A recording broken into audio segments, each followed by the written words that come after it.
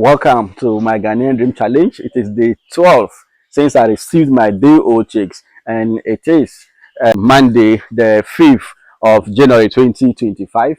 And you can see my chicken, 1,000 of them. In this video, I'll be sharing with you the medications I have given my chicks from the day they arrived up to today, being day 12. So we have given them, I think, up to about 4 different medications up to now. Some of them are medicines, some of them are vaccines, some of them are vitamins, some of them are something else. So the day the chicks arrive, we give them a glucose. This is Glucovit.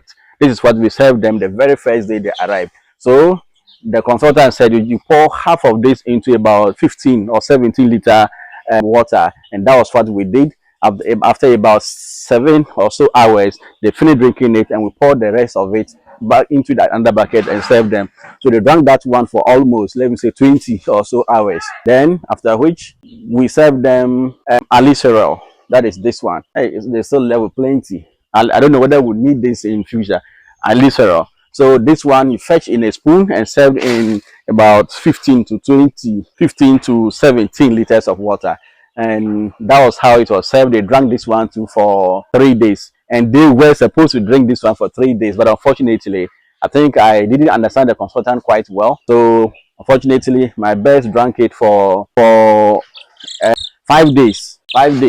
My best drank it for 5 days. Are you well after drinking it for 5 days? So after the 5th day, the consultant reached me out to say that we need to give them vaccine.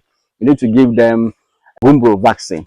So he immediately ordered the stop of the Alisyl, and then we prepared them to drink fresh water for a full day before we gave them the Gumboro vaccine. And the Gumboro vaccine, it was in a cold chain.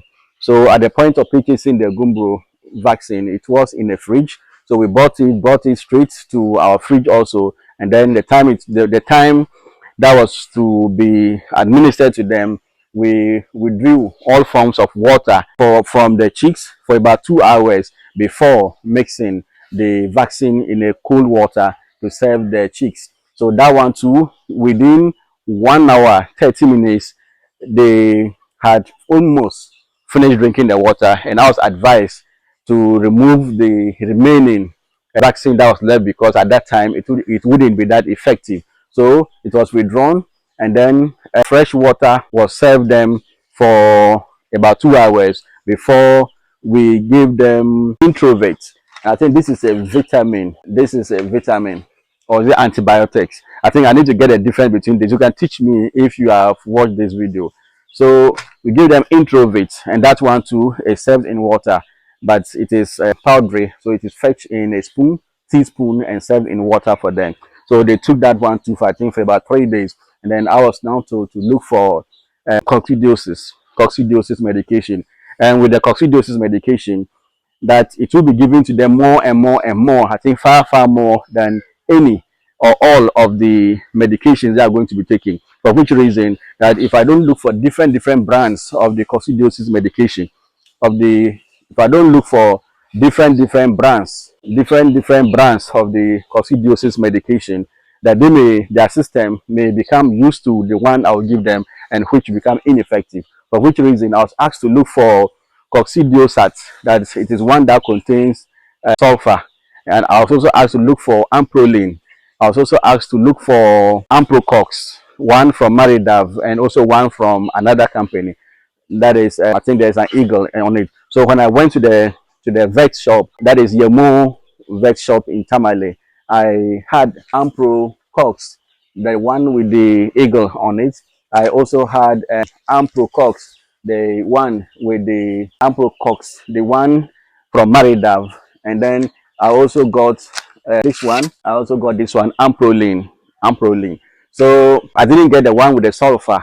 So if you know anywhere I can get it, kindly alert me to go in for it, so that I'll add it to this one. However, I am told that they are not supposed to drink it daily, one after the other. They are supposed to drink it, I think, weekly. So every week I give them one. So this particular one, when it came 3 days ago, this is the today is the 4th day, and we have withdrawn it and served them with fresh water. This is fresh water we have served them. That is the 4th day. So they drank that one for 3 days, and we withdrew it today. The 12th, they are drinking fresh water. Tomorrow, the 13th, they are drinking fresh water, and then the 14th, we bring in the vaccine for Newcastle. So then next week, then they will take this one, Amprocox from Intachimi also. Then the next other week too, then they will drink the Amprocox from Maridaf. Then the next other one, I'm hoping that I will be able to get the Coccidiosis, the one that has the sulfur. If there are more other kinds of coccidiosis medication, you can suggest to me to look for them. But internally, so far, I've had only 3. If there are others elsewhere in the country, Kumasi, Accra, that you can help me to get it, I'll be very, very grateful. So after the Newcastle, which I'm told is also just like the Gumboro in terms of procedure, that it also has to go through the cold chain and everything. There's just the Gumboro name that separates it from Newcastle. If not, the procedure is almost the same thing. And I'm thinking that after giving that one to, maybe some vitamins may also be given. But I have to check that with my consultant.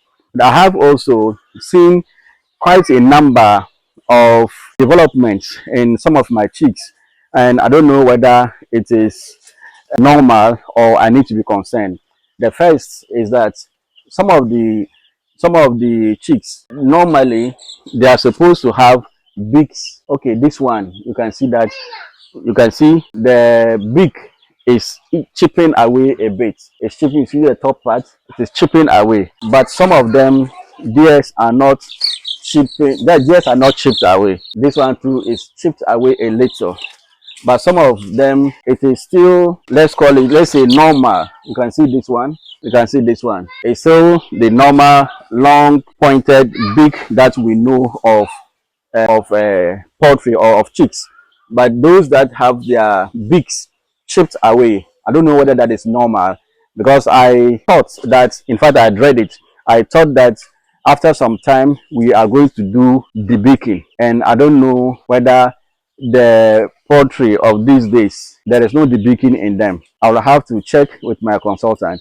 If there is a process for the chicks themselves to debeak themselves, or there's a process they went through during the hatching for them to be debeaked by themselves, that would have been very excellent, because I really, really dread it. Because you can look at this one too. You can look at this one clearly. Both the top and the down beaks are chipped slightly away.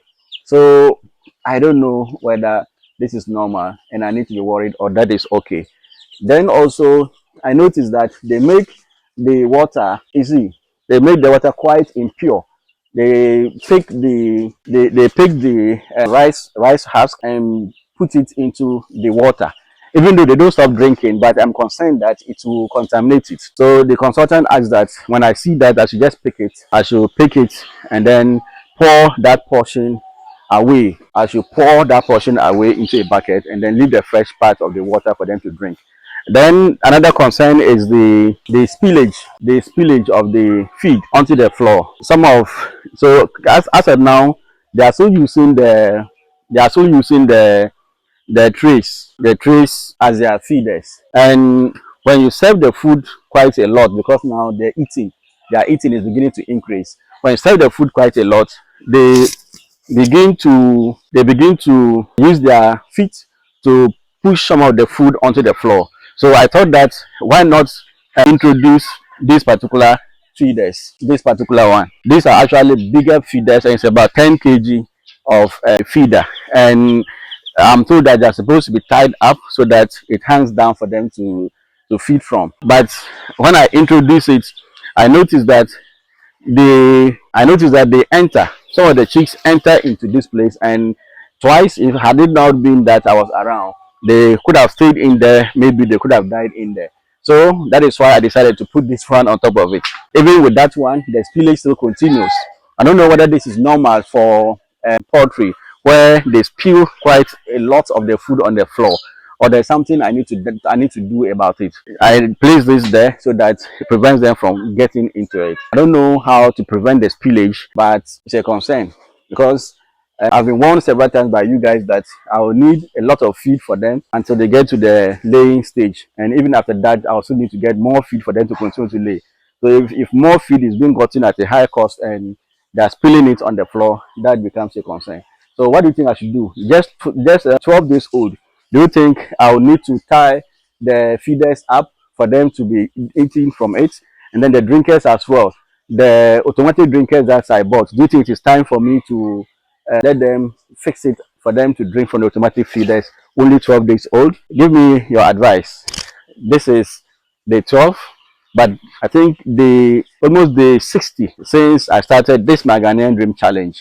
If you haven't subscribed to my channel, please do so, because I'll be giving you these updates up to the point where we'll do the analysis to see whether there is profit in raising layers or there's no profit, and that you should also go in, or we should change something else if we want to live a good Ghanaian dream. Again, I did the analysis of how much I spent so far in these 1,000 day old chicks, in the housing, the feeders, the drinkers, and everything up to this point.